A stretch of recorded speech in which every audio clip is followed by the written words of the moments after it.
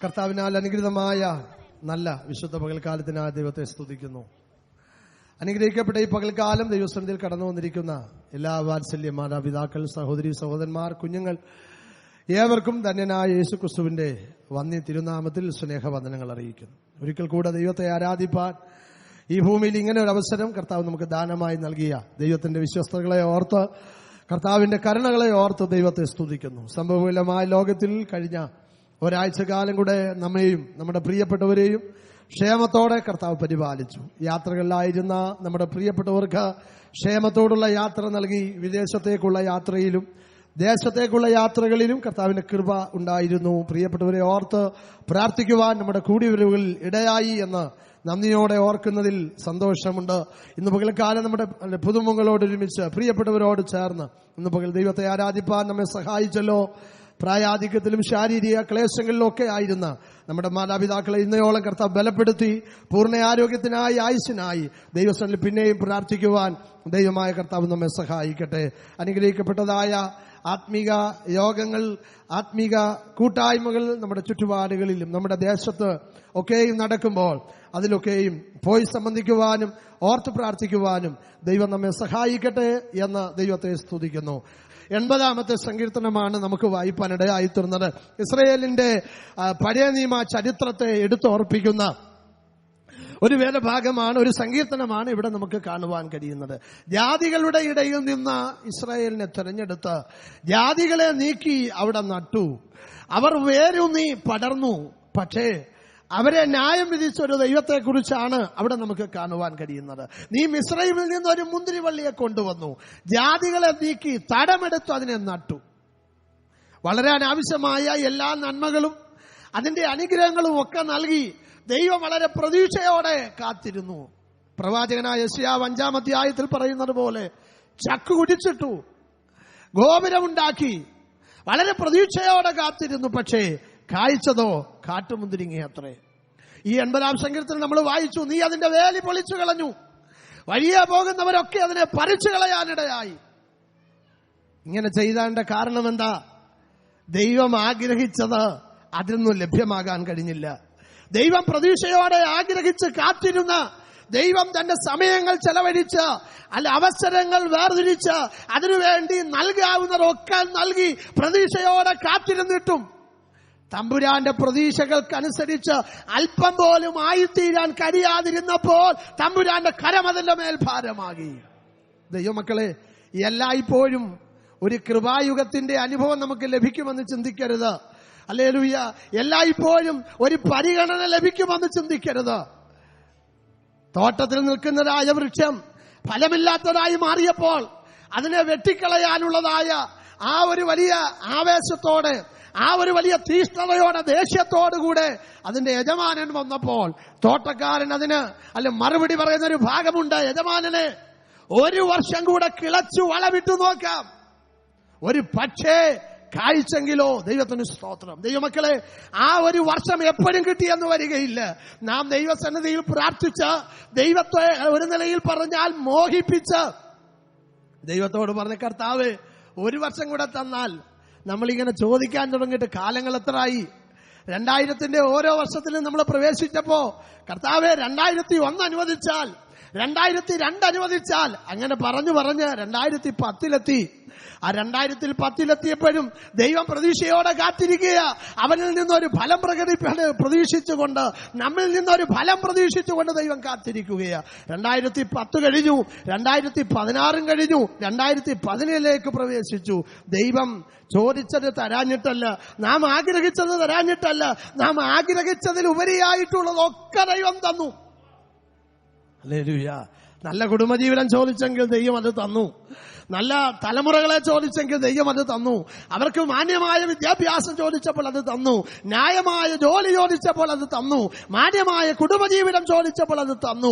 നല്ല വാഹനം, നല്ല ഭവനം, അങ്ങനെ ജീവിതത്തിന് ആവശ്യമായ ഈ ഭൂമിയിൽ ഒരു ദൈവ പൈതൽ മാനിക്കപ്പെടേണ്ട നിലകളിൽ നീ ചോദിച്ചതും നാം ചോദിച്ചതും ഒക്കെ ദൈവം നമുക്ക് തന്നു.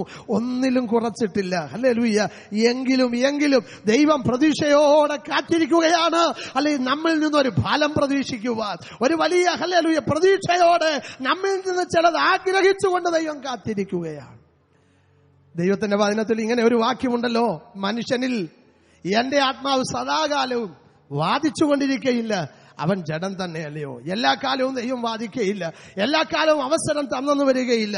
ദൈവം അവസരം നൽകി കാത്തിരിക്കുവാൻ എല്ലാ കാലവും ദൈവം ക്ഷമയുള്ളവനായി തീരണം എന്നില്ല. ഒരു പക്ഷേ വചനം പറയുന്നത് പോലെ മനം തിരിയുന്നില്ലെങ്കിൽ അവൻ തന്റെ വാളിന് മൂർച്ച കൂട്ടും. ദൈവത്തിന് സ്തോത്രം.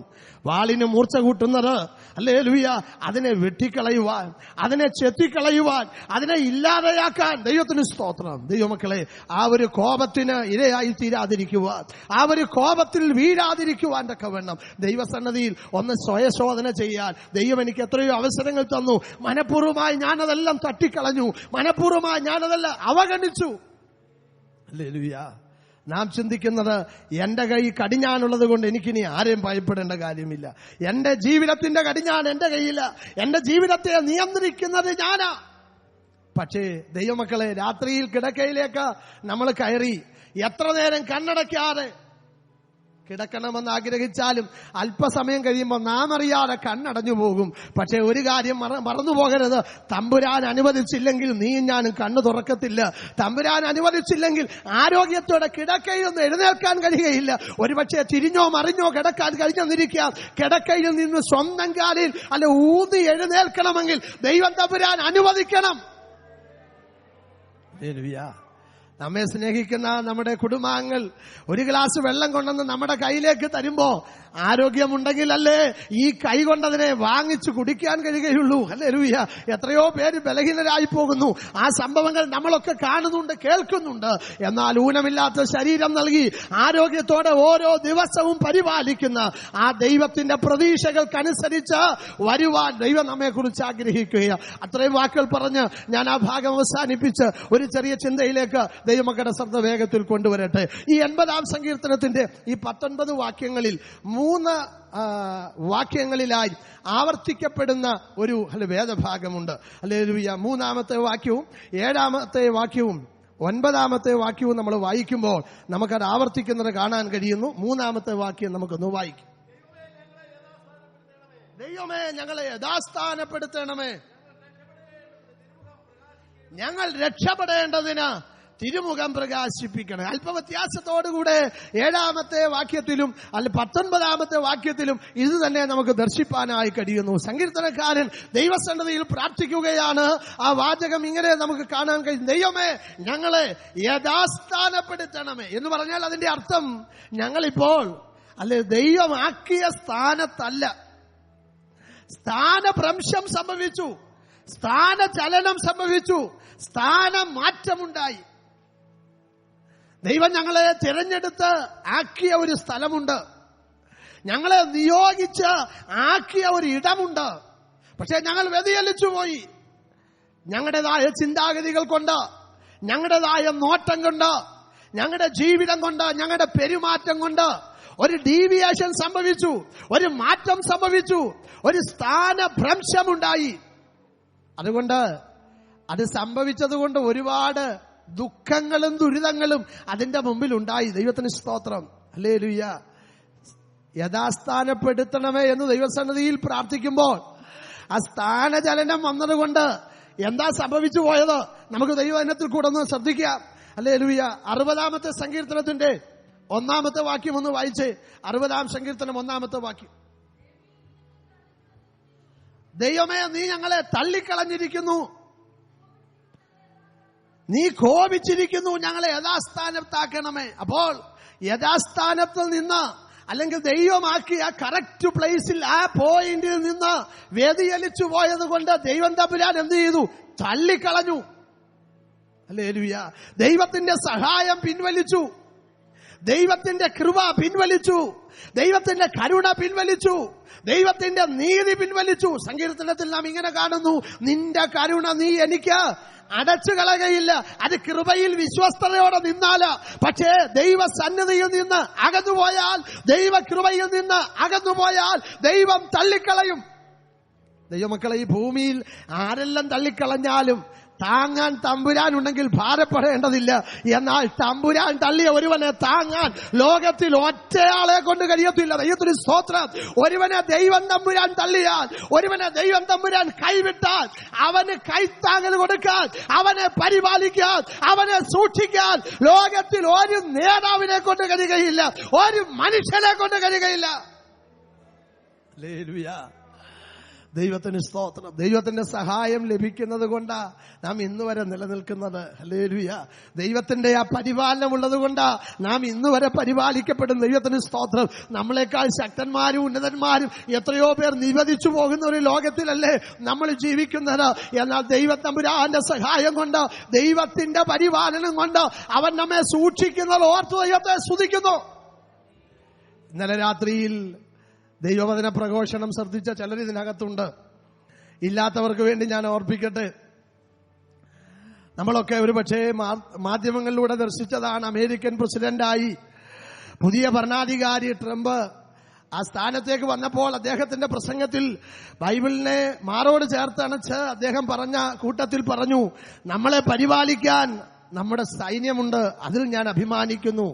ലോകത്തിലെ ഏറ്റവും വലിയ സൈന്യത്തിന്റെ അധിപനാണ് താനെന്ന് പറയുന്നതിൽ അദ്ദേഹത്തിന് വളരെ സന്തോഷമുണ്ട്. നമ്മുടെ സൈന്യം നല്ല സൈന്യമാ, നമ്മുടെ സൈന്യം നമ്മെ പരിപാലിക്കുന്നു. പക്ഷേ അത് നിർത്തുന്നതിന് മുമ്പ് അദ്ദേഹം അടുത്ത വാചകം പറഞ്ഞു, അതിനേക്കാൾ ഉപരിയായി ദൈവം തമ്പുരാന്റെ സംരക്ഷണം നമുക്കുണ്ട്. ദൈവമക്കളെ, ലോകത്തിലെ ഒന്നാംകിട സാമ്രാജ്യത്തിന്റെ, ലോകത്തിലെ ഏറ്റവും ഉന്നതിയിൽ നിൽക്കുന്ന ഒരു രാജ്യത്തിന്റെ തലപ്പത്തേക്ക് ഉയർത്തപ്പെട്ട ഒരു വ്യക്തി വിളിച്ചു പറയുകയാണ്, സൈന്യം നമുക്ക് സപ്പോർട്ടായിട്ടുണ്ട്, സൈന്യം നമുക്ക് സംരക്ഷണം നൽകുന്നു. എന്നാൽ അതിനേക്കാൾ ഉപരിയായി ദൈവത്തിന്റെ പരിപാലനം നമുക്കുണ്ട്. ട്രംപ് രക്ഷിക്കപ്പെട്ടാന്നോന്ന് എനിക്കറിയത്തില്ല, അദ്ദേഹം സ്നാനപ്പെട്ടാന്നോന്ന് എനിക്കറിയത്തില്ല. പക്ഷേ അദ്ദേഹത്തിന്റെ ഉള്ളിൽ ഒരു തിരിച്ചറിവുണ്ടായി, ഒരു തിരിച്ചറിവ് വന്നു. ദൈവത്തിന്റെ സഹായമില്ലെങ്കിൽ, ദൈവം കൈ വലിച്ചാൽ, ദൈവം കൈ മാറ്റിയാൽ നിലനിൽക്കാൻ ഒരു മനുഷ്യനും കഴിയത്തില്ല. ദൈവമക്കളെ, ഹല്ലേലൂയ. ഓരോ ദിവസവും നമ്മുടെ ജീവിതയാത്ര നോക്കിയാൽ ഹല്ലേലൂയ പൊലിഞ്ഞു പോകുന്ന എത്രയോ ആളുകളെ നമ്മൾ കാണുന്നുണ്ട്. MC റോഡിൽ കൂടി ഒരു 150 കിലോമീറ്റർ യാത്ര ചെയ്തു പോയാൽ ഒരുപക്ഷെ നമ്മൾ അങ്ങോട്ട് പോകുന്ന സമയത്ത് കുഴപ്പമൊന്നും കാണത്തില്ല. തിരിച്ചു വരുമ്പോ അവിടെങ്ങളായി ഗ്ലാസ് പൊട്ടിക്കിടക്കുന്ന കാണാം, വണ്ടി എവിടെങ്കിലും ഇടിച്ചു കയറി കിടക്കുന്ന കാണാം. ഒരു നിമിഷം നിന്ന് ആൾക്കാരോട് ചോദിച്ചാൽ പറയും, അല്പസമയത്തിന് മുമ്പ് അപകടമുണ്ടായത്, ഇന്ന പ്രയാസങ്ങൾ ഉണ്ടായി. അപകടം ഉണ്ടാക്കാനായിട്ട് ആരും ഇറങ്ങിത്തിരിച്ചതല്ല. അങ്ങനെയുള്ളതായ തീവ്രവാദി സ്വഭാവമുള്ളവർ ആരും ഒരു പക്ഷേ ആ നിലകളിൽ യാത്രകൾ ഏർപ്പെടുന്നില്ലെങ്കിൽ തന്നെയും ഹല്ലേലൂയ പ്രതീക്ഷിക്കുന്നില്ലെങ്കിലും സംഭവശാൽ അബദ്ധവശാൽ അതൊക്കെ സംഭവിച്ചു പോകുകയാ. ഹല്ലേലൂയ. ദൈവമക്കളെ, ഇതിന്റെ ഇടയിലൂടെ ഒക്കെ അല്ലേ നമ്മൾ യാത്ര ചെയ്യുന്നത്.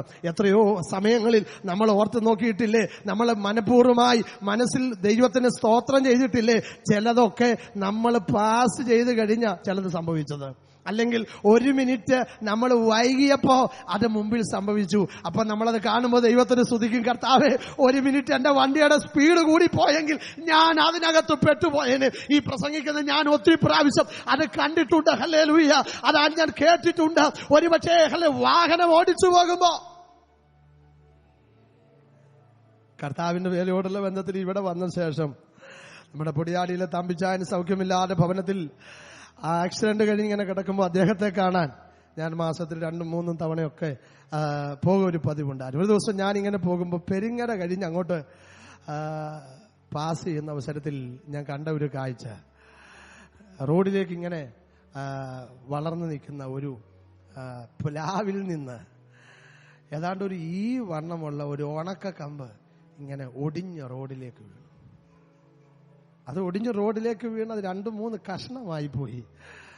പക്ഷെ ഞാൻ ദൈവത്തെ സ്തുതിച്ചു. ഒരു 1/4 മിനിറ്റൂടെ ഞാൻ നേരത്തെ സ്പീഡിൽ വന്നു പോയെങ്കിൽ അതിന് പക്ഷേ തല വീഴാൻ സാധ്യതയുണ്ട്. കാരണം എന്റെ കണ്ണിൽ കണ്ട കാര്യം, ആരെങ്കിലും പറഞ്ഞു കേട്ടതല്ല. ഏതാണ്ട് ഒരു 25 മീറ്ററിന്റെ വ്യത്യാസം, അല്ലെങ്കിൽ ഒരു 50 മീറ്ററിന്റെ വ്യത്യാസത്തില്ല ഇത് എന്റെ മുമ്പിൽ വീണേ. ഹല്ലേലൂയ. അങ്ങനെ എത്രയോ സന്ദർഭങ്ങൾ, എത്രയോ അനുഭവങ്ങൾ, അപകടങ്ങൾ നമ്മുടെയൊക്കെ കൺമുമ്പിൽ അല്ലെങ്കിൽ മുമ്പിൽ നമ്മൾ കണ്ടു, പുറകിൽ നമ്മൾ കേട്ടു, തിരിഞ്ഞു നോക്കിയപ്പോഴാ അങ്ങനെയുള്ള സംഭവങ്ങളൊക്കെ കണ്ട ദൈവത്തിന് സ്തോത്രം. ദൈവത്തിന്റെ പരിപാലനം അത്ര വലിയതാ. ദൈവത്തിന് സ്തോത്രം. ഞാൻ പറഞ്ഞു വന്നതിന്റെ ആശയം, ദൈവം തമ്പുരാൻ തള്ളിക്കളഞ്ഞു. സ്ഥാനചലനം വന്നപ്പോ ദൈവം തമ്പുരാൻ കൈ പിൻവലിച്ചു, ദൈവത്തിന്റെ സഹായം പിൻവലിച്ചു. ഹല്ലേലൂയ. നൽകിക്കൊണ്ടിരുന്ന സകല ആനുകൂല്യങ്ങളും പിൻവലിച്ചു. ദൈവമേ, നീ ഞങ്ങളെ തള്ളിക്കളഞ്ഞിരിക്കുന്നു.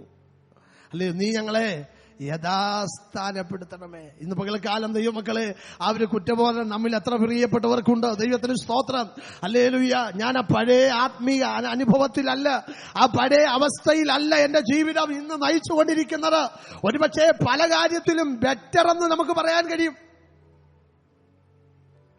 എന്ന് പറഞ്ഞ ആത്മീയ അനുഭവങ്ങളിലല്ല, കഴിഞ്ഞകാല ജീവിതത്തിന്റെ ഇല്ലായ്മയുടെ നടുവിൽ ഒത്തിരി ബെറ്ററായി. മാറി മാറി ഉടുക്കാൻ ദൈവം വസ്ത്രം തന്നു, മാറി മാറി കിടക്കാൻ നമുക്ക് കട്ടിലും മുറിയും തന്നു. ദൈവത്തിന് സ്തോത്രം. രണ്ടു നിലയിൽ താമസിക്കുന്ന ഒരാളോട് ഞാൻ ഒരിക്കൽ ഇങ്ങനെ ചോദിച്ചു. താഴെയും മേളിലും കൂടെ ഏതാണ്ട് ഒരു 6 ബെഡ്റൂമുണ്ട്, ഒരപ്പച്ചനും അമ്മച്ചിയും മാത്രമേ ഉള്ളൂ. അപ്പൊ ഞാൻ ചോദിച്ചു, എങ്ങനെയാ അതിന്റെ കാര്യങ്ങൾ? അപ്പൊ മേളത്തേതൊക്കെ മക്കൾ പോയാൽ അടച്ചിടുകയാന്ന് ചോദിച്ചപ്പോ പറഞ്ഞു, പാസ്റ്റർ, ഞങ്ങൾ ഓരോ ആഴ്ച ഞങ്ങൾ രണ്ടുപേരും ഓരോ മുറി കിടക്കും. ഓരോ മുറി കിടന്നു കഴിഞ്ഞ് അവിടെ നിന്ന് അടുത്ത മുറിയിലേക്ക് പോകുമ്പോൾ ആ റൂം അങ്ങ് ക്ലീൻ ചെയ്യും. അപ്പൊ അതിങ്ങനെ റൊട്ടേഷനായിട്ട് ഇങ്ങനെ നടക്കുന്നതുകൊണ്ട് മുറി ക്ലീൻ ചെയ്യുകയും ചെയ്യും. എല്ലാ മുറിയിലും ഞങ്ങൾക്ക് കിടന്ന് ഒരാളനൊക്കെ ഉണ്ടാകും. നോക്കിക്കോണേ മനുഷ്യന്റെ ഒരു ഗതികേട്. ഹല്ലേലൂയ. ദൈവമക്കളെ, മാറി മാറി കിടക്കാൻ റൂമുകൾ ദൈവം നമുക്ക് തന്നു, കിടക്ക തന്നു. ഹല്ലേലൂയ. ജീവിതത്തിന്റെ സൗകര്യങ്ങളൊക്കെ തന്നു. ഹല്ലേലൂയ. ഇതൊക്കെ അനുഭവിക്കുമ്പോൾ, ഇതൊക്കെ ലഭിക്കുമ്പോൾ അതൊന്നും വേണ്ട എന്ന് ഞാൻ പറഞ്ഞില്ല. ദൈവം തരുമ്പോഴൊക്കെ 2 കൈയും നീട്ടി സന്തോഷത്തോടെ വാങ്ങിക്കണം. അത് വാങ്ങുമ്പോഴും തമ്പുരാനെ മറക്കരുത്. ഹല്ലേലൂയ. 4 ഇഞ്ചിന്റെയോ 5 ഇഞ്ചിന്റെയോ മെത്തയിലൊക്കെ കിടന്ന് സുഖനിദ്ര അല്ലെ ലഭിക്കുമ്പോൾ ഓർത്തുകൊള്ളണം, കർത്താവേ, ഞാൻ ഇതിൽ കിടന്ന് നാളെ രാവിലെ എഴുന്നേൽക്കണമെങ്കിൽ നീ അനുവദിക്കണം. അതുകൊണ്ട് യഹോവയുടെ കൃപകളെ കുറിച്ച് പാടുവാനും ദൈവത്തിന് സ്തോത്രം ചെയ്യാനും നമ്മുടെ മനസ്സ് തയ്യാറാകണം. ഹല്ലേലൂയ. ഇതെല്ലാം കർത്താവിന്റെ ദാനമാ. ഇതൊന്നും ഞാൻ നേടിയതല്ല, കർത്താവിന്റെ കൃപ കൊണ്ട് ഇതൊക്കെ പ്രാപിച്ചതാ. ദൈവത്തിന് സ്തോത്രം. നമ്മേക്കാൾ കരുത്തന്മാരും ശക്തന്മാരുമായുള്ള ആളുകൾ ലോകത്തിൽ എങ്ങും എത്താതിരിക്കുമ്പോ സാധുക്കളായ നമ്മെ കൃപയിൽ ഇന്നയോളം നിർത്തിയ ദൈവത്തിന്റെ സ്നേഹത്തെ ഓർത്ത് ഒത്തിരി മതിമറന്നു ദൈവത്തെ സ്തുതിക്കുന്നവരായിരിക്കണം. അപ്പോൾ ദൈവം തമ്പുരാൻ തള്ളിക്കളഞ്ഞു. അങ്ങനെ തള്ളിക്കളഞ്ഞപ്പോൾ ആ ജീവിതത്തിലുണ്ടായ ആ ഭവിഷ്യത്തിന്റെ നടുവില് ദൈവസന്നിധിയിൽ വേദനയോട് പറയുക, കർത്താവേ, ഞങ്ങളെ യഥാസ്ഥാനപ്പെടുത്തണമേ, ആ സ്ഥാനത്തേക്ക് ഞങ്ങളെ ഒന്ന് മടക്കി വരുത്തണമേ. സങ്കീർത്തനക്കാരൻ ദൈവസന്നിധിയിൽ പ്രാർത്ഥിക്കുകയാ, ഒരു യഥാസ്ഥാനം ഞങ്ങൾക്ക് തരണമേ, ഒരു മടങ്ങി വരവ് തരണമേ. പ്രവാചകൻ നിലവിളിക്കുന്ന ഒരു പ്രവചന ശബ്ദമുണ്ടല്ലോ, യഹോവേ, ഞങ്ങൾ മടങ്ങി വരേണ്ടതിന് ഞങ്ങളെ മടക്കി വരുത്തണമേ. പണ്ടത്തെ പോലെ ഒരു നല്ല കാലം. ദൈവത്തിന് സ്തോത്രം.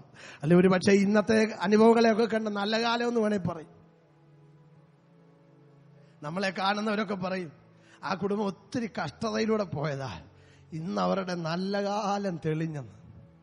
പക്ഷേ ആത്മീകനായി ജീവിക്കുന്ന ഒരു ദൈവ പൈതല് അവന്റെ ഉള്ളത്തിൽ ആയിരിക്കുന്ന അവസ്ഥകളെ കുറിച്ച് പറയാൻ കഴിയും. ഉണ്ണാനും ഉടുക്കാനൊക്കെ ഉണ്ടെങ്കിലും അല്ലേ, ഒരു കാലം നല്ലത് പഴയതായിരുന്നു.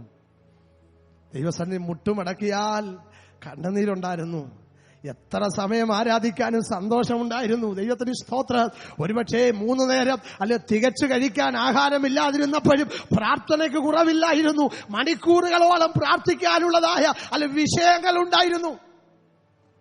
ചില പ്രിയപ്പെട്ടവർ നിഷ്കളങ്കതയോടെ ആണെങ്കിലും പറയാൻ ഞാൻ കേട്ടിട്ടുണ്ട്, പാസ്റ്ററെ, അല്ലെങ്കിൽ പ്രാർത്ഥിക്കാൻ വിഷയമൊന്നുമില്ല. നമ്മൾ ചിലപ്പോ അല്ലെ പറയാറുണ്ട്, പാസ്റ്ററെ, ഇപ്പൊ ഞാൻ എന്നതിനു വേണ്ടിയാ, ഞാൻ പ്രാർത്ഥിച്ചതിനൊക്കെ എണ്ണി എണ്ണി ദൈവം തമ്പുരാൻ എന്ത് ചെയ്തു? മറുപടി നൽകി. ദൈവത്തിന് സ്തോത്രം. ഞാൻ ചോദിച്ചത്, ആഗ്രഹിച്ചത്, ഹല്ലേലൂയ, എന്റെ മനസ്സിൽ ചിന്തിച്ചത് വരെ പ്രാർത്ഥനാ വിഷയമായി പറഞ്ഞില്ലേലും, കർത്താവേ, അവരൊക്കെ അങ്ങനെയൊക്കെ മാനിക്കപ്പെടുന്നല്ലോ എന്ന് മനസ്സിൽ ചിന്തിച്ചപ്പോഴും ആ ചിന്തയുടെ ആഴം അറിഞ്ഞ കർത്താവ് അതും എനിക്ക് വേണ്ടി എന്ത് ചെയ്തു? നൽകി. ദൈവത്തിന് സ്തോത്രം. ദൈവ പൈതലേ, ഇന്ന് പ്രാർത്ഥിക്കാൻ ഒന്നും വിഷയമില്ലെങ്കിൽ ഞാൻ പറയട്ടെ, ആത്മീയ ജീവിതത്തെ ഒന്ന് പുനഃപരിശോധിച്ചു നോക്കിയേ. അന്നത്തെ അനുഭവങ്ങൾ ഇന്നില്ലെങ്കിൽ പ്രാർത്ഥിക്കാൻ നിനക്ക് വിഷയങ്ങളുണ്ട്. ദൈവത്തിന് സ്തോത്രം. അതൊരു വിഷയമായി തീരണം. ആ കണ്ണുനീര്, ആ പ്രാർത്ഥന, ആ വചനധ്യാനം, ആ സഹോദര സ്നേഹം, ആ യഹോവയോടുള്ള ഭക്തി, ആ യഹോവയോടുള്ള ബഹുമാനം. ഹല്ലേലൂയ. അന്ന് കൈ ഉയർത്തി പാടാനും പ്രാർത്ഥിക്കാനും അല്ലെ കണ്ണുനീരൊഴുക്കാനും ലജ്ജയില്ലായിരുന്നു. ഇന്ന് ദൈവസന്നിധിയിൽ വന്നാൽ കണ്ണുനീരില്ലെന്നുള്ളത് മാത്രമല്ല, എങ്ങനെയെങ്കിലും ആരെങ്കിലും കണ്ണുനീരൊഴുക്കുന്നത് കണ്ട് ഒരു തുള്ളി കണ്ണുനീര് വന്നാലും അതൊരു അഭിമാനം കൊണ്ട് അത് പെട്ടെന്ന് ഹല്ലേലൂയ ആരും അറിയാതെ തുടച്ചു മാറ്റാൻ നമ്മൾ വെമ്പല് കൊള്ളുന്നവരാ. ഹല്ലേലൂയ. പണ്ട് ദൈവസന്നിധിയിലൊക്കെ വന്നിരുന്ന് കരഞ്ഞ് മൂക്കടഞ്ഞാലും നമുക്കൊരു ലജ്ജയില്ല. കാരണം അല്ലെങ്കിൽ എന്തെങ്കിലും തമ്പുരാനൊരു വിടുതൽ തന്നെങ്കിലേ പറ്റുള്ളൂ എന്നൊരു സ്ഥിതി നമുക്കുണ്ടായിരുന്നു. ഹല്ലേലൂയ. ദൈവമക്കളെ, നമ്മുടെ ഈ അവസ്ഥയ്ക്കൊക്കെ മാറ്റം വരണം. ദൈവത്തിന് സ്തോത്രം. ഹല്ലേലൂയ. ഏതാണ്ട് 1.5 വർഷത്തെ പരിചയം കൊണ്ട് ദൈവമക്കളുമായിട്ടുള്ള അടുത്തറിവുള്ളത് കൊണ്ട് പറയുക, ഒന്നിലും നമ്മെ ദൈവം കുറച്ചിട്ടില്ലല്ലോ, ഒന്നിലും ദൈവം കുറച്ചിട്ടില്ല. ഹല്ലേലൂയ. നന്മ കൊണ്ടും അനുഗ്രഹങ്ങൾ കൊണ്ടും ഒക്കെ സമ്പൽ സമൃദ്ധിയോടെ ദൈവം നമ്മെ നടത്തുമ്പോൾ ആത്മീക ജീവിതത്തിന്റെ ശൂന്യതകളെ ഒന്ന് കണ്ടുപിടിച്ച് പരിഹരിപ്പാൻ, അതിലൊരു മാറ്റത്തിന് വേണ്ടി ആഗ്രഹിക്കുന്ന കൊതിക്കുന്ന എത്ര ദൈവമക്കളുണ്ട്. Hallelujah, hallelujah, hallelujah. ഞാനത് ദൈവസന്നിധിയിൽ പറയുമ്പോൾ ഞാൻ അതിനുവേണ്ടി പ്രാർത്ഥിക്കുന്നത് കൊണ്ടാണ് പറയുന്നത്. ദൈവമേ, അല്ലെ ആ കാലങ്ങളിലേക്കൊന്ന് മടക്കി തരണമേ, ആ കാലങ്ങളിലേക്കൊന്ന് മടക്കി തരണമേ. ഹല്ലേലൂയ. പ്രാർത്ഥനയുടെ ആഴങ്ങളിലേക്ക്, ആ കണ്ണുനീരിന്റെ ആഴങ്ങളിലേക്ക്, ആ ഉപവാസത്തിന്റെ ആഴങ്ങളിലേക്ക്, അങ്ങയോടുള്ള ഭക്തിയിലും സ്നേഹത്തിലും ബഹുമാനത്തിലും ഞങ്ങളൊന്ന് വർദ്ധിച്ചു വരാൻ. ഹല്ലേലൂയ. ശിഷ്യന്മാരൊരിക്കൽ കർത്താവിനോട് ഇങ്ങനെ പറഞ്ഞു, ഗുരു, ഞങ്ങളുടെ വിശ്വാസത്തെ ഒന്ന് എന്ത് ചെയ്യണം? വർദ്ധിപ്പിക്കണം. പലതൊക്കെ വർദ്ധിച്ചു കേട്ടോ, പലതൊക്കെ വർദ്ധിച്ചു. ഹല്ലേലൂയ. സമ്പത്ത് വർദ്ധിച്ചു, അല്ലെങ്കിൽ കുടുംബം വർദ്ധിച്ചു, ഹല്ലേലൂയ. അല്ലെ ജീവിതത്തിൽ സുഖ സൗകര്യങ്ങൾ വർദ്ധിച്ചു. 4 സെന്റ് ഭൂമിയിൽ ഹല്ലേലൂയ കഷ്ടിച്ച് ചുരുങ്ങിക്കൊണ്ടിരുന്ന നമുക്ക് ഇപ്പൊ 4 സ്ഥലമായി. എല്ലാത്തിനും ഒരു വർധനവ്. അങ്ങനെ വർധനവ് വന്നപ്പോ കർത്താവ് വിശ്വാസത്തിൽ എന്തോ പറ്റി? കുറവ് സംഭവിച്ചു. വിശ്വാസം അത് ഡിക്രീസ് ആകുകയാ, മറ്റു പലതും ഇൻക്രീസ് ആയപ്പോൾ ഇത് ചുരുങ്ങുകയാ, ഇത് കുറയുകയാ. അതുകൊണ്ട് തമ്പുരാനോട് അവർ പറയാൻ ലജ്ജിച്ചില്ല കേട്ടോ, ഞങ്ങളുടെ വിശ്വാസത്തെ ഒന്ന് വർദ്ധിപ്പിക്കണമേ. ഇന്ന് പകൽക്കാലം ദൈവമക്കളെ, ആ ദൈവത്തോടൊന്ന് പ്രാർത്ഥിക്കാൻ നമ്മൾ എത്ര പേര് തയ്യാറാകും? കർത്താവ്, എന്റെ വിശ്വാസത്തെ ഒന്ന് വർദ്ധിപ്പിക്കണമേ. ഞാൻ ചോദിച്ചതും ആഗ്രഹിച്ചതും എല്ലാം എനിക്ക് നീ തന്ന് എന്നെ ഒത്തിരി ഒത്തിരി ഒത്തിരി സ്നേഹിച്ചു, ഒത്തിരി അനുഗ്രഹിച്ചു. യാക്കോബ് പറയുന്ന പോലെ, കർത്താവ്, ഈ കാണുന്നതിനൊക്കെ ഞാൻ അപാത്രമാണ്. എന്റെ പഴയകാലം ഞാനൊന്ന് ഓർക്കുമ്പോ, ഞാൻ ഈ ഹല്ലേലൂയ സ്ഥലം ക്രോസ് ചെയ്യുമ്പോ ഇത് കടക്കുമ്പോ ഒരു വടിയേ എന്റെ കയ്യിലുള്ളൂ. പക്ഷേ ദൈവം തമ്പുരാൻ ഇന്നെന്നെ അനുഗ്രഹിച്ചു, ഒത്തിരി നന്മകൾ തന്ന് ഒരു 2 കൂട്ടമായി മാറത്തക്ക നിലയിൽ വലിയ പെരുപ്പം ദൈവം എനിക്ക് നൽകി, വലിയ വർധനവ് എനിക്ക് നൽകി. ഞാൻ അപാത്രമാ കർത്താവേ. ദൈവത്തിന് സ്തോത്രം. ദൈവമക്കളെ, അത് എപ്പോഴെങ്കിലും ഒക്കെ ദിവസത്തിൽ 1 പ്രാവശ്യമെങ്കിലും ഓർക്കണം. ദൈവത്തിന് സ്തോത്രം. ഹല്ലേലൂയ. ഞാൻ പലപ്പോഴും ഞാൻ ചെയ്യാറുള്ളതാ. ഞാൻ ദൈവമക്കളോട് പറയട്ടെ, ദൈവം നിനക്ക് തന്ന നന്മകളെയൊക്കെ ഒന്ന് കാണുമ്പോ അതൊക്കെ ഒന്ന് കണ്ടൊന്ന് സ്തോത്രം ചെയ്യണം, അതൊന്ന് തൊട്ട് സ്തോത്രം ചെയ്യണം. ഒരു സൈക്കിളാണെ പോലും ദൈവമക്കളെ, ഹല്ലേലൂയ. ഒരു പക്ഷേ നാം ചിന്തിക്കും, പാസ്റ്റർ സൈക്കിളിൽ എന്തോ തൊട്ട് സ്തോത്രം ചെയ്യാം. തൊട്ട് സ്തോത്രം ചെയ്തിട്ടുള്ളവനാ ഞാൻ. ദൈവത്തിന് സ്തോത്രം. ഒരു സൈക്കിൾ വാങ്ങിക്കാൻ നിവൃത്തിയില്ലാതെ സുവിശേഷ വേലയുടെ ആരംഭ സമയത്ത് 25 വർഷങ്ങൾക്ക് മുമ്പ് കർത്താവിന്റെ വേല നടന്ന് ചെയ്യുന്ന ഒരു കാലയളവിൽ ഞാൻ ദൈവത്തോട് പറഞ്ഞു, കർത്താവെ, ഇച്ചിരൂടെ സ്പീഡിൽ പോകാനും വിശ്വാസികളെ സന്ധിക്കാനും പ്രാർത്ഥനകൾക്ക് പോകാനും എത്തേണ്ടിടത്ത് കുറച്ചുകൂടെ വേഗത്തിലെത്താൻ ഒരു സൈക്കിൾ തരണമേ. ദൈവസന്നി പ്രാർത്ഥിച്ചപ്പോ സ്വന്തം കഴിവ് കൊണ്ട് നേടാനൊക്കാതെ വന്നപ്പോൾ പറയുന്നതിൽ എനിക്ക് ലജ്ജയില്ല. അല്ലെങ്കിൽ ഞാൻ ഒരു പക്ഷേ ഇവിടെ പറഞ്ഞിട്ടുള്ളതാ, ആവർത്തന വിരസത തോന്നിയാൽ ദൈവമക്കൾ ക്ഷമിക്കണം. കുവൈറ്റ് സഭ ശുശ്രൂഷകന്മാർക്ക് സൈക്കിൾ കൊടുക്കുന്നെന്നറിഞ്ഞ് ഞാൻ എന്റെ ഡിസ്ട്രിക്ട് പാസ്റ്ററുടെ ചെന്ന് അദ്ദേഹത്തിന്റെ ലെറ്റർ പാഡിൽ ഒരു കത്ത് വാങ്ങിച്ച് 750 രൂപ സൈക്കിളിന് കിട്ടി. പുല്ലാട്ട് വന്ന് സൈക്കിൾ എടുത്ത് പുനലൂ വരെ ഞാൻ ചവിട്ടിക്കൊണ്ടുപോയി. ഓരോ ദിവസവും തൂത്തുമിനിക്ക് ഞാൻ അത് ചെയ്യുമ്പോ അല്ലെങ്കിൽ ഞാൻ സ്തോത്രം ചെയ്യും. കർത്താവേ, നീ തന്നതാ. ദൈവത്തിന് സ്തോത്രം. ഇതിന്റെ ഒരു ചാട് പോലും വാങ്ങിക്കാൻ എനിക്ക് പൈസ ഇല്ല. ഹല്ലേലൂയ. ദൈവമക്കളെ ദൈവം ഒരുക്കിയതാ. ദൈവത്തിന് സ്തോത്രം. അല്ല, നീ ഉപയോഗിക്കുന്ന വാഹനം, നീ മാറി മാറി ഉടുക്കുന്ന ഡ്രസ്സ്, നീ പാർക്കുന്ന ഭവനം, അല്ല നിന്റെ കുടുംബജീവിതം, ഊനമില്ലാത്ത തലമുറ, ഇതിനെയൊക്കെ കാണുമ്പോ ദൈവത്തിന് നന്ദി പറ. നിന്റെ മുമ്പിൽ നിന്റെ തലമുറ പാടുകയും പ്രാർത്ഥിക്കുകയും ചെയ്യുമ്പോൾ സന്തോഷം എത്ര മാതാപിതാക്കളുണ്ട്. Hallelujah, hallelujah. തലമുറ നമ്മുടെ കൺമുമ്പിൽ ഇരുന്ന് ഹല്ലേലൂയ വേദപുസ്തകം വായിക്കുമ്പോ, ഹല്ലേലൂയ, അവർ നന്നായി പ്രാർത്ഥിക്കുമ്പോ, അവർ നന്നായി ഒരു പാട്ട് പാടുമ്പോ, നമ്മുടെ മുമ്പിൽ ഒരു 5 മിനിറ്റ് പ്രസംഗം നടത്തുമ്പോ, ഇനി നമ്മോട് ഒരുമിച്ച് അവർ ദൈവത്തെ ആരാധിക്കുമ്പോ ഹൃദയം നിറഞ്ഞ് സന്തോഷിച്ച് ദൈവത്തിന് നന്ദി പറയുന്ന എത്ര ദൈവമക്കളുണ്ട്. ദൈവമക്കളെ, ഭൂമിയിലെ ഭാഗ്യം എന്ന് പറയുന്നത് ഇതൊക്കെയാ. ഞാനും എന്റെ കുടുംബമോ ഞങ്ങൾ യഹോവയെ സേവിക്കും. യോഹന്നാൻ തന്റെ ലേഖനത്തിൽ പറഞ്ഞു, എന്റെ മക്കൾ സത്യത്തിൽ നടക്കുന്നു എന്ന് കേൾക്കുന്നതിനേക്കാൾ ഒരു വലിയ സന്തോഷം എനിക്ക് വേറെ. അതാ സന്തോഷം. ലോട്ടറി അടിക്കുന്നതല്ല സന്തോഷം. ഒരുപക്ഷെ വാഹനമില്ലാതിരിക്കുന്ന എനിക്കൊരാളൊരു വാഹനം വാങ്ങിച്ചു തരുന്നതല്ല സന്തോഷം. അതൊക്കെ നടന്നെന്നിരിക്കാം. വാഹനമല്ല, ചിലപ്പോ വീട് വരെ ദാനമായി കിട്ടിയെന്നിരിക്കാം. എന്നാൽ അതല്ല സന്തോഷം. യഹോവയെങ്കിലെ സന്തോഷം എന്ന് പറയുന്നത്, അല്ലെങ്കിൽ എന്റെ മക്കൾ സത്യത്തിൽ നടക്കുന്നു എന്ന് കേൾക്കാൻ, ഞാൻ പിടിച്ച വിശ്വാസം, ഞാൻ സേവിച്ച ദൈവത്തെ എന്റെ തലമുറയും സേവിക്കുന്നെന്ന് പറയാൻ, ഒരു പായിട്ട് പ്രാർത്ഥനയ്ക്കായി മുഴങ്കാൽ മടക്കുമ്പോ അതിൻ്റെതായ ഹല്ലേലൂയ ആ സൈഡിലൊക്കെ വന്നിരുന്ന് പ്രാർത്ഥിച്ച് നിഷ്കളങ്കതയോടെ ദൈവത്തെ ആരാധിക്കാൻ മനസ്സ് കാണിക്കുന്ന ഒരു തലമുറകളുള്ള കുടുംബമുള്ളതായ ഒരു ഭവനമാണ് നമ്മുടേതെങ്കിൽ അതാ സ്വർഗം അനുഗ്രഹിച്ച കുടുംബം. Hallelujah, hallelujah. പ്രിയപ്പെട്ടവരെ,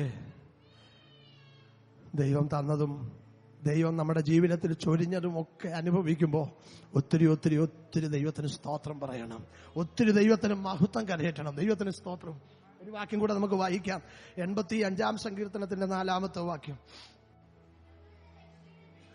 ഞങ്ങളുടെ രക്ഷയുടെ ദൈവമേ, ഞങ്ങളെ യഥാസ്ഥാനപ്പെടുത്തണമേ. അപ്പൊ നോക്കണമേ, ഇപ്പൊ തമ്പുരാൻ ഇപ്പൊ എന്തോ ആയി? യഥാസ്ഥാനപ്പെട്ട് വന്നില്ലെങ്കിൽ, അല്ലെങ്കിൽ നമ്മൾ സ്ഥാനത്ത് നിന്ന് മാറിക്കഴിഞ്ഞപ്പോ തമ്പുരാൻ ഇപ്പൊ എത്ര ഉണ്ട്? നമ്മളോട് എന്താ? നീരസമാണ്. ഹല്ലേലൂയ. ഈ നീരസത്തിന്റെ കാര്യം പറയുമ്പോ നമ്മളെക്കാട്ടിലൊക്കെ ഒത്തിരി അഡ്വാൻസ് ആണെന്ന് എനിക്ക് ചിലപ്പോൾ തോന്നിപ്പോകും നമ്മുടെ ദൈവം തമ്പുരാൻ. കാരണം നമുക്ക് നീരസമൊക്കെ ഉണ്ടായ ചിലപ്പോ 1 വർഷമോ 2 വർഷമോ 10 വർഷമോ അല്ലേ, ചിലപ്പോൾ മാക്സിമം അവിടെ വരെയൊക്കെ പോകും. 10 വർഷത്തിൽ കൂടുതൽ നമുക്ക് ആർക്കും ആരോടും ഒന്നും നീരസം പിടിച്ചുകൊണ്ടിരിക്കാൻ ഒക്കത്തില്ല. ചിലപ്പോൾ അപ്പോഴത്തേക്ക് നമ്മൾ അവസരമാകും. അങ്ങനെ കിടക്കേ കിടന്ന ഒരു വല്ലാത്തൊരവസ്ഥയിലായിരിക്കുമ്പോഴായിരിക്കും ഒരു കുറ്റബോധം വരുമ്പോൾ നമ്മൾ പറയും, ആ പുള്ളിയെ ഒന്ന് വിളിക്കണേ. അപ്പൊ ആ പുള്ളി നമ്മുടെ അടുത്ത് വരുമ്പോൾ നമ്മൾ കയ്യെ പിടിച്ചിട്ട് പറയും, എന്നോട് വല്ലോ. ഹല്ലേലൂയ. നമ്മൾ അവശതയിലാകുമ്പോഴെങ്കിലും ഒരു നീരസം എന്ത് ചെയ്യും? പരിഹരിക്കാൻ നോക്കും. പക്ഷെ തമ്പുരാന്റെ നീരസം എന്ന് പറയുന്നത് അതിനേക്കാട്ടിലൊക്കെ ഒത്തിരി അപ്പുറത്താണ്. സങ്കീർത്തനത്തിൽ പറയുന്നത്, എനിക്ക് 40 ആണ്ട് ആ തലമുറയോട് നീരസം ഉണ്ടായിരുന്നു. അവർ തെറ്റിപ്പോകുന്ന ജനമെന്നും ദൈവത്തെ അറിഞ്ഞിട്ടില്ലാത്തവരും, അവരുടെ ആ ജീവിതം, അവരുടെ പോക്ക്, അവരുടെ പെരുമാറ്റം കാണുമ്പോൾ ദൈവം തമ്പുരാൻ പറയും, എനിക്ക് അവരോട് നീരസം തോന്നി. പ്രിയപ്പെട്ടവരെ, ഇവിടെ ദൈവത്തിന്റെ വചനം പറയുന്നു, നാം യഥാസ്ഥാനപ്പെടണം. ദൈവത്തിന് സ്തോത്രം. സങ്കീർത്തനക്കാരൻ പറയും, ഞങ്ങളോടുള്ള നിന്റെ നീരസം മതിയാക്കണമേ. കർത്താവെ, അതൊന്ന് സ്റ്റോപ്പ് ചെയ്യണമേ. ദൈവത്തിന് സ്തോത്രം. ഞങ്ങൾ വിളിച്ചിട്ട് ദൈവം തമ്പുരാൻ നീരസപ്പെട്ടാൽ, നമ്മൾ വിളിച്ചാൽ ദൈവം കേൾക്കത്തില്ല. നമ്മൾ എത്ര പ്രാർത്ഥന കഴിച്ചാലും ദൈവം കേൾക്കത്തില്ല. നാം കൈ മലർത്തുമ്പോൾ ദൈവം തന്റെ മുഖം മറച്ചുകളയും. ദൈവത്തിന് സ്തോത്രം. നമുക്ക് അനുകൂലമായിട്ടുള്ള ഒരു വിധിയും ദൈവസന്നിധിയിൽ പുറപ്പെടത്തില്ല. അതുകൊണ്ട് ദൈവമക്കളെ, യഥാസ്ഥാനപ്പെടുക എന്ന് പറയുന്നത് അത്യന്താപേക്ഷികമായ ഒരു കാര്യമാണ്. സ്ഥാനചലനം സംഭവിച്ചിട്ടുണ്ടെന്ന് ആത്മീക വിഷയത്തിൽ ഉറപ്പുണ്ടെങ്കിൽ ദൈവത്തോട് ഇന്ന് പകൽ പ്രാർത്ഥിക്കാൻ ഒരു തീരുമാനത്തോടുകൂടി വേണം. ഈ പകൽക്കാലത്തെ അതിനെ ശുശ്രൂഷ അവസാനിപ്പിക്കുമ്പോൾ നമുക്ക് ഒരുമിച്ച് പ്രാർത്ഥിക്കുക. കർത്താവേ, ആത്മീകപരമായിട്ടുള്ള പലതിലും എനിക്ക് സ്ഥാനചലനം വന്നിട്ടുണ്ട്. ഒരുപക്ഷെ നമുക്ക് പറയാൻ ന്യായങ്ങളുണ്ട്. എന്റെ സാഹചര്യം, എന്റെ ഇന്നത്തെ സ്ഥാനം, എന്റെ ഇന്നത്തെ അവസ്ഥ, അതൊക്കെയാ എനിക്ക് ആ പല കാര്യങ്ങളിൽ ശുഷ്കാന്തിയോടെ മുന്നേറാൻ കഴിയാതിരിക്കുന്നത് ഒരുപക്ഷെ ശരിയെന്ന് നമുക്ക് തോന്നാം. പക്ഷേ ദൈവം തമ്പുരാൻ പറയുന്നത്, അല്ലെ, സാത്താന്റെ സിംഹാസനം ഉള്ളിടത്തുള്ള ഒരുത്തനോട് വെളിപ്പാട് പുസ്തകത്തിൽ ദൂത് പറയുന്നത്, അല്ലെ, അവിടെയും നീ എന്റെ നാമത്തെ മുറുകെ പിടിച്ചു. നീ എവിടെ പാർക്കുന്നു എന്നും അവിടെ സാത്താന്റെ സിംഹാസനം ഉള്ളിടമെന്നും ഞാൻ അറിയുന്നു. അവിടെയും നീ എന്റെ നാമത്തെ. അപ്പൊ സാത്താന്റെ സാമ്രാജ്യം അവന്റെ ഹല്ലേലൂയ കസേര വെച്ചിടത്തും ദൈവത്തിന്റെ പൈതലിന് ഇഷ്ടമുണ്ടെങ്കിൽ ദൈവത്തിന്റെ നാമത്തെ മുറുകെ പിടിക്കാൻ കഴിയും. നമ്മൾ പലപ്പോഴും പറയാറുണ്ട്, ഇന്നാരങ്ങനായതുകൊണ്ട്, അല്ലെങ്കിൽ ഇന്ന വ്യക്തിയുടെ പ്രലോഭനമുള്ളത് കൊണ്ട്, ഇന്നാരെനിക്ക് സ്വസ്ഥതരാത്തത് കൊണ്ട് എന്റെ ജീവിതം ഇങ്ങനെ ആയിപ്പോയെന്നൊക്കെ പറഞ്ഞ് അല്ലെ നമ്മുടേതായ ന്യായങ്ങൾക്ക് കാരണം കണ്ടെത്തുമ്പോൾ ഇന്ന് പകൽക്കാലം ദൈവമക്കളെ, അതൊന്നും ദൈവസന്നിധിയിൽ വില പോകയില്ല. അതൊക്കെ മനുഷ്യന്റെ മുമ്പിൽ പറഞ്ഞ് ഒരുപക്ഷെ നിൽക്കാനും തടി തപ്പാനും കഴിഞ്ഞെന്നിരിക്കുക. എന്നാൽ കണക്ക് തീർക്കുന്ന ദൈവത്തിന്റെ സന്നിധിയിൽ അല്ലെ ധൈര്യത്തോടെ നിൽക്കണമെങ്കിലോ, അല്ലെ ഭയം കൂടാതെ നിൽക്കണമെങ്കിലോ നാം ദൈവസന്നിധിയിൽ വളരെ അല്ലെങ്കിൽ ശുദ്ധഗതിയോടെ നല്ല മനസാക്ഷിയോടെ ജീവിക്കുന്നവരായിരിക്കണം. ദൈവത്തിന് സ്തോത്രം. ഞങ്ങളെ യഥാസ്ഥാനപ്പെടുത്തണമേ. ഞങ്ങളോടുള്ള നീരസം നമ്മൾ ആ വായിച്ച വാക്യത്തിലേക്ക്, ഒരു വാക്യത്തിലേക്ക് മടങ്ങി വന്ന് അവസാനിപ്പിക്കുക. 3-ാം വാക്യം ഒന്നുകൂടെ വായിച്ച 80-ാം സങ്കീർത്തനം 3-ാം വാക്യം.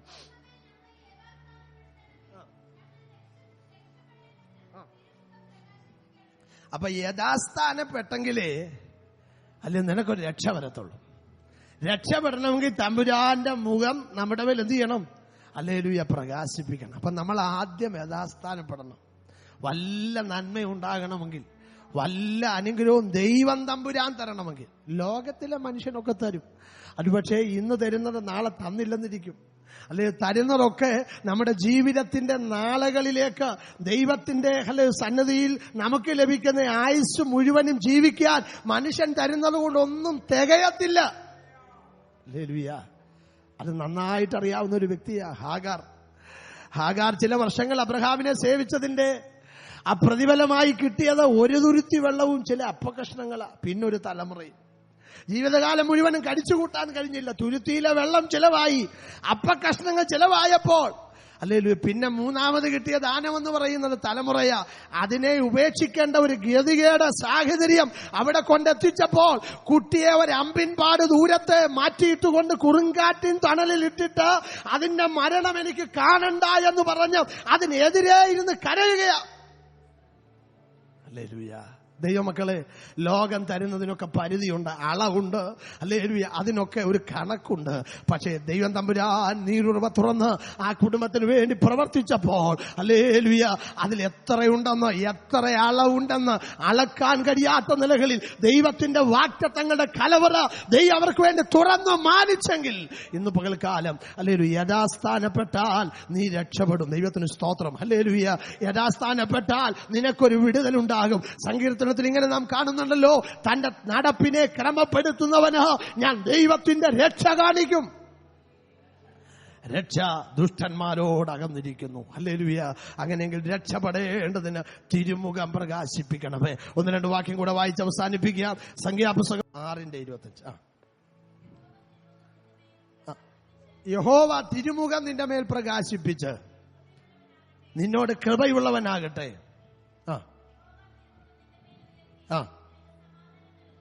അപ്പൊ അവിടെ വായിച്ചത് യഹോവ തിരുമുഖം നിന്റെ മേൽ പ്രകാശിപ്പിച്ച് നിന്നോട് കൃപയുള്ളവനാകട്ടെ. ഹല്ലേലൂയ. കർത്താവിന്റെ തിരുമുഖം നമ്മുടെ മേൽ പ്രകാശിച്ചാൽ നാം കൃപയുള്ളവരായിട്ട് മാറും. ഇസ്രായേലിനെ അനുഗ്രഹിക്കുന്ന ഒരു ഭാഗമാണ് നമ്മളിവിടെ വായിച്ചത്. നമ്മുടെ കുറിവാക്യം മറക്കരുത്. തിരുമുഖം ഞാൻ രക്ഷപ്പെടേണ്ടതിന് എന്റെ മേൽ പ്രകാശിപ്പിക്കണമേ. 67-ാം സങ്കീർത്തനത്തിന്റെ 1-ാമത്തെ വാക്യം കൂടെ അവസാനമായി വായിക്കുക. 67-ാം സങ്കീർത്തനം 1-ാമത്തെ വാക്യം. ദൈവം നമ്മോട് കൃപ ചെയ്ത് നമ്മെ അനുഗ്രഹിക്കുമാറാകട്ടെ. ഹല്ലേലൂയ. ദൈവം തന്റെ മുഖം നമ്മുടെ മേൽ പ്രകാശിപ്പിച്ച് നമ്മെ അനുഗ്രഹിക്കുമാറാകട്ടെ. ദൈവമക്കളെ, ആരുടെ മുഖം നമുക്ക് ഹല്ലേലൂയ അനുകൂലമായില്ലെങ്കിലും തമ്പുരാന്റെ മുഖം പ്രതികൂലമാകരുത്. ദൈവത്തിന് സ്തോത്രം. എന്റെ മുഖം അവർക്ക് പ്രതികൂലമാക്കിയിരിക്കുന്നു എന്ന് ദൈവവചനത്തിൽ ഒരു വാക്യമാണ്. അങ്ങനെയെങ്കിൽ അല്ലെങ്കിൽ ദൈവത്തിന്റെ മുഖം നമുക്ക് പ്രതികൂലമാകരുത്. ദൈവത്തിന്റെ കരം നമുക്ക് പ്രതികൂലമാകരുത്. ദൈവം നമുക്ക് പ്രതികൂലമാകരുത്. ഈ ഭൂമിയിൽ ആരെല്ലാം പ്രതികൂലമായാലും ഹല്ലേലൂയ. സങ്കീർത്തനക്കാരൻ പറയുന്നു, ദൈവം എനിക്ക് അനുകൂലമെന്ന് ഞാൻ അറിയുന്നു. ആരെല്ലാം പ്രതികൂലമായാലും, ആരെല്ലാം എതിരായാലും, ആരെല്ലാം തള്ളിക്കളഞ്ഞാലും ദൈവം എനിക്ക് അനുകൂലം. ഹല്ലേലൂയ. ദൈവം എനിക്ക് അനുകൂലമെങ്കിൽ പ്രതികൂലം ആര്? ദൈവത്തിന് സ്തോത്രം. അതുകൊണ്ട് ദൈവം തമ്പുരാൻ അനുകൂലമാകണമെങ്കിൽ, ദൈവം തമ്പുരാന്റെ മുഖം നമ്മുടെ മേൽ പ്രകാശിപ്പിക്കണമെങ്കിൽ കുറുക്കു വഴിയില്ല, ഒറ്റ വഴിയേ ഉള്ളൂ. നാം യഥാസ്ഥാനപ്പെടണം. അതുകൊണ്ട് പ്രിയരെ, എന്റെ സന്ദേശത്തിന്റെ ആകത്തുക അതാണ്. നാം യഥാസ്ഥാനപ്പെടണം. ജീവിതത്തിൽ ഹല്ലേലൂയ നമ്മോട് തന്നെ ഒന്ന് ചോദിക്കാം, ഞാൻ യഥാസ്ഥാനപ്പെടേണ്ട ഏതെങ്കിലും മേഖലകളുണ്ടോ?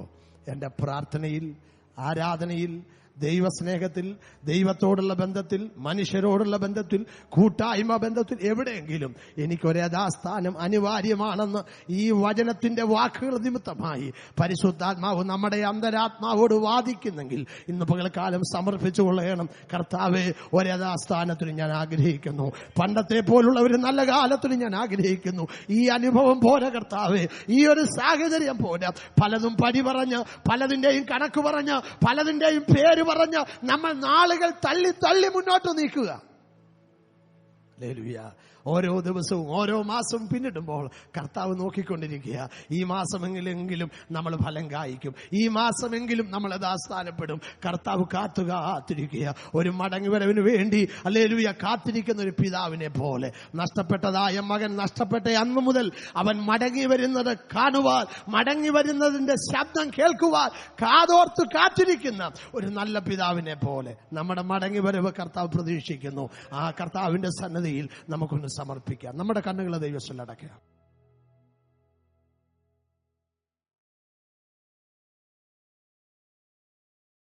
സിയോൻ സൈന്യമേ ഉണർന്നിടുക, പൊരുതു നീ ജയമെടുത്തു ബിരുദു പ്രാപിക്കാം. സിയോൻ സൈന്യമേ ഉണർന്നിടുക, പൊരുതു നീ ജയമെടുത്തു ബിരുദു പ്രാപിക്കാം. കേൾക്കാനായി തൻ കാഹളധ്വനി നാം പോകാറായി ഈ പാതളം വിട്ട് ചേരും പോലെ. കേൾക്കാനായി തൻ കാഹളധ്വനി നാം പോകാറായി ഈ പാതളം വിട്ട്